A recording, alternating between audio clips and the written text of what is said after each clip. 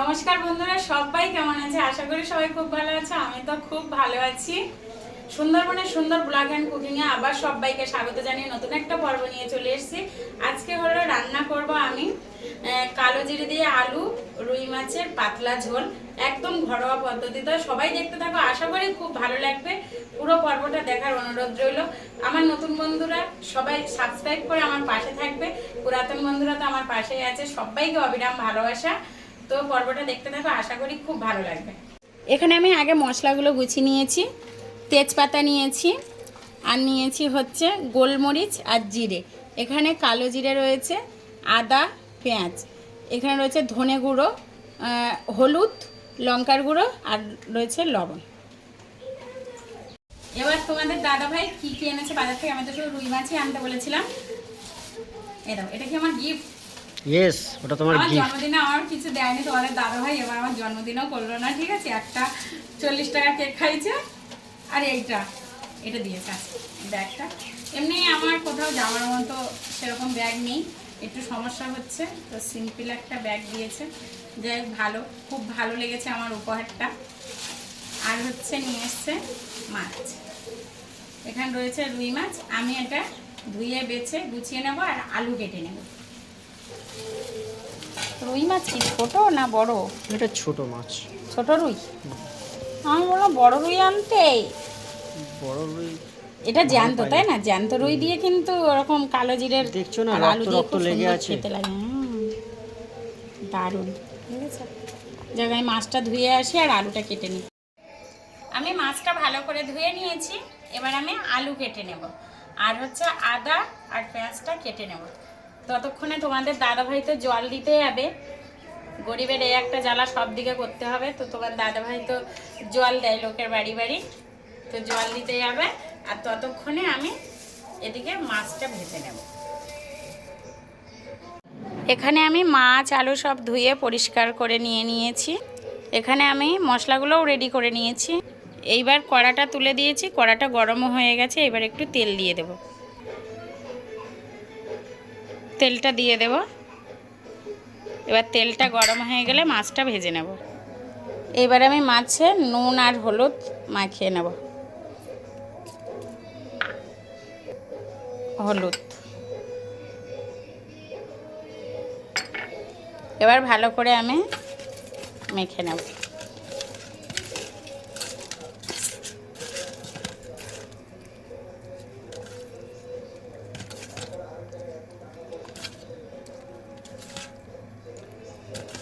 এখানে আমার মাখানো হয়ে গেছে।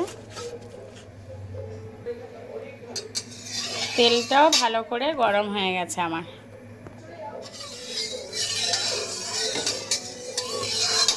মাছ ভাজবো তো একটু পরিমাণে বেশি করে তেল দিয়েছি।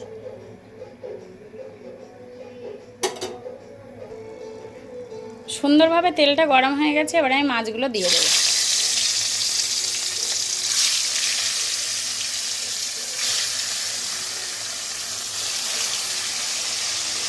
সুন্দরভাবে মাছগুলো ভেজে নেব। মাছটা আমি এবার উল্টে দেব।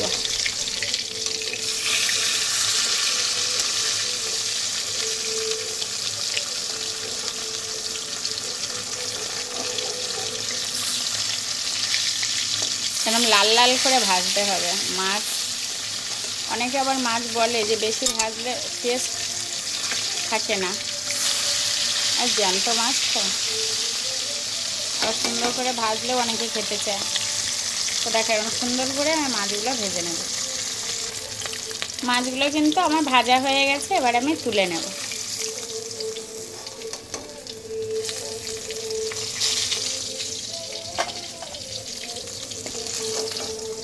কতটা সুন্দর হয়েছে দেখো ভাজাটা।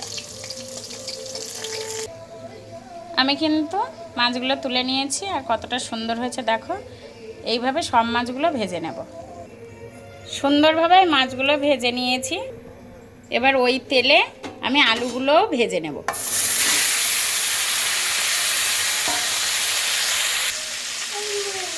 লবণ, হলুদ, এবার আমি এটা সুন্দরভাবে ভেজে নেব। নুন আর হলুদ দিয়ে আলুটা।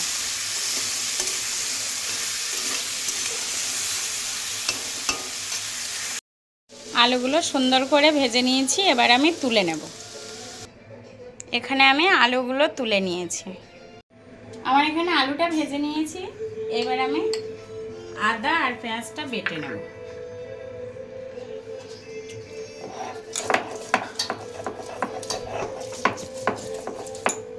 তোমার সবাইকে জল দেওয়া হয়ে গেছে? হ্যাঁ হ্যাঁ, আমি সবাইকে জল টল দিয়ে চলে এসেছি। তাহলে দাদা ভাই চলে এলো।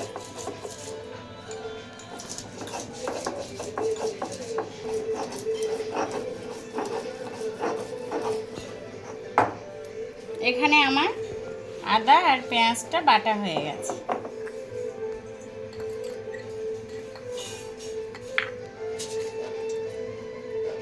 এবার আমি জিরে আর গোলমরিচটা বেটে নেব।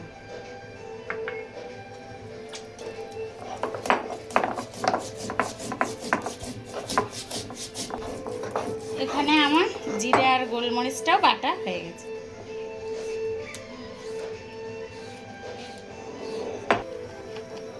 কড়াই গরম হয়ে গেছে, ওতে তেল রয়েছে আলু ভাজার, আরেকটু আমি তেল দিয়ে দিলাম। এবার দিয়ে দেবো কালো জিরে আর কাঁচা লঙ্কা।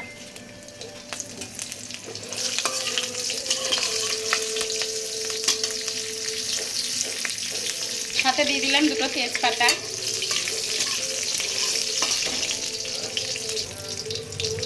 পেঁয়াজ আর আদা বাটা, জিরে আর গোলমরিচ বাটা, পরিমাণ মতো লবণ, হলুদ গুঁড়ো, লঙ্কা গুঁড়ো, ধনে গুঁড়ো। এইবার আমি মশলাগুলোকে খুব সুন্দরভাবে কষে নেবো। একটু সামান্য জল দেব যাতে পুড়ে না যায়। আমার কিন্তু মশলা থেকে তেল ছেড়ে দিয়েছে, এবার আমি ভেজে রাখা আলুটা দিয়ে দেবো। দিয়ে মশলার সাথে ভালো করে মাখিয়ে নেব। দারুণ কিন্তু একটা সেন্ট বেরিয়েছে, আর কালারটাও দারুণ এসছে।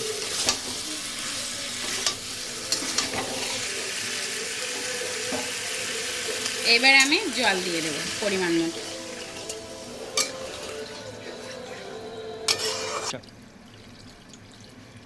যে যেরকম ঝোল খাবে সে সেরকম জল দেবে।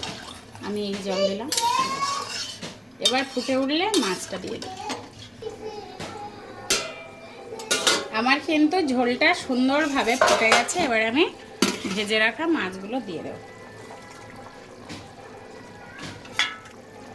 মাছগুলো দিয়ে এবার আমি সুন্দর করে ফুটিয়ে নামিয়ে নেব। ঝোলটা পাতলা হবে, কালো জিরের রুই মাছের পাতলা ঝোল।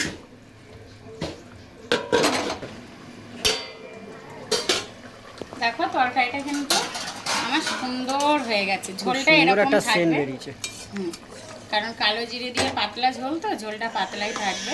দেখো আলুটাও কিন্তু সেদ্ধ হয়ে গেছে আমার। এবার আমি নামিয়ে নেব। তো রুই মাছের পাতলা ঝোল কিন্তু আমার হয়ে গেছে। দেখো ঝোলটা এরকমই পাতলা রাখতে হবে। কতটা সুন্দর হয়েছে দেখো। জিরে বাটা, শুধু জিরে বাটা, এতে কিন্তু আদা রসুন কিছুই দেওয়া নেই। আমার ভিডিওটা দেখার অনুরোধ রইল সবার কাছে। সাবস্ক্রাইব করে সবাই আমার পাশে থাকবে।